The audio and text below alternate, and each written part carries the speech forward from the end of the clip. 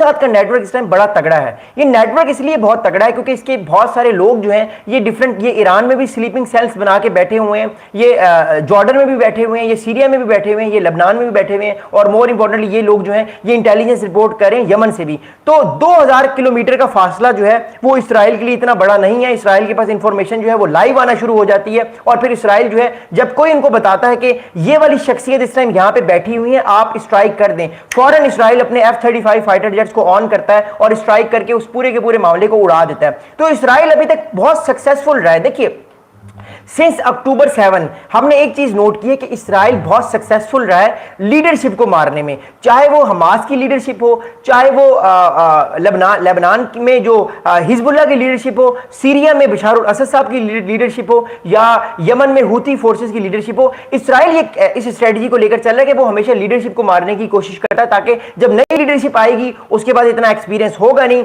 जब उसके बाद एक्सपीरियंस नहीं होगा तो वो क्रम्बल करेगी, जब वो क्रम्बल करेगी तो इसराइल के अगेंस्ट वो लीडरशिप ज्यादा एग्रेसिव एक्शंस नहीं ले सकती और इसराइल अपने आप को रीजन में और तगड़ा करेगा, ताकतवर करेगा। तो इट शोज कि जो ईरान की प्रॉक्सीज हैं वो बहुत वीक हुई हैं, क्योंकि ईरान खुद भी बहुत वीक हुआ है, और आने वाले दिनों में हमें ये लगता है, हमें अंदाजा होता है कि इसराइल को जो है वो हाथ खुल चुका है। अब अमेरिका की जब ग्रीन लाइट मिलेगी तो अली खामनाई साहब के ऊपर भी जो है वो कोई इस तरह की स्ट्राइक हो सकती है, बिकॉज इसराइल जो है वो बहुत एग्रेसिव हो चुका है। वो चाहता है कि जितना ज्यादा हो सके वो नुकसान पहुंचाए अपने एनिमीज को, और जो इसराइल की इस टाइम राइवल्स हैं वो इतने ताकतवर नहीं है, चाहे वो हम लेबनान में देख लें हिजबुल्लाह को, सीरिया में हिजबुल्लाह को देख लें, गजा में हम हमास को देख लें, या हुती रेबल्स को देख लें जो कि इस टाइम यमन में है। They are not so much powerful so that they can challenge Israel, और इसराइल इन सब चीजों से बेनिफिट लेके अपने आप को और ताकतवर कर रहा है और आने वाले टाइम पे और ज्यादा ताकतवर करेगा।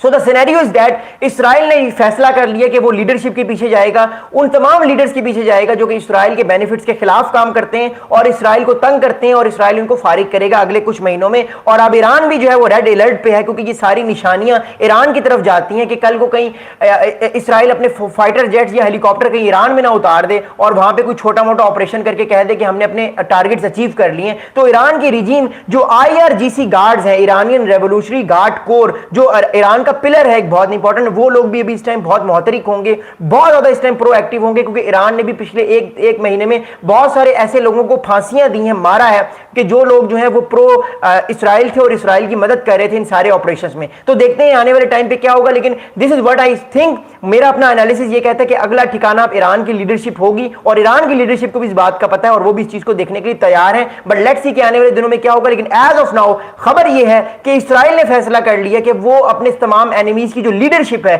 चाहे वो हिजबुल्लाह हो, चाहे वो हमास हो, चाहे वो हुतीज हो, या चाहे वो ईरान हो, अब वो लीडरशिप के पीछे जाएगा और वो लीडरशिप को फारिग कर देगा। आप लोग कमेंट्स, मैं अगले 2 घंटे आपके साथ लाइव हूं, आप लोग सवालात करते रहें, I will give you the answers. I hope कि ये वीडियो आपको पसंद आई होगी। Thank you. मैं आप लोगों के नाम भी पढ़ता हूं और आपके सवालात के जवाब भी देता हूं। बहुत शुक्रिया आपके मैसेज का, और मैं आपके कमेंट्स पढ़ता हूं। Legend SMP brother, thank you so much, nice to see you, I hope you are fine. आप सवालात करते रहें। एल्विन भाई कैसे हैं आप? ठीक हैं एल्विन भाई, thank you so much again for the message. Alvin भाई again thank you so much. And see आपका बहुत शुक्रिया। सी डिस्क्रिप्शन में सवाल का जवाब देता हूं, जब आप सिर्फ 1 मिनट वेट करें, मैं सिर्फ 1 मिनट जो है वो कैमरा ऑफ करूंगा, मैं 1 मिनट बाद आता हूं। आप लोगों ने कहीं जाना नहीं है, ओके? आप लोगों ने कहीं नहीं जाना, मैं 1 सेकंड बाद आता हूं पानी पी के। थैंक यू सो मच, आपने कहीं जाना नहीं है, बहुत शुक्रिया।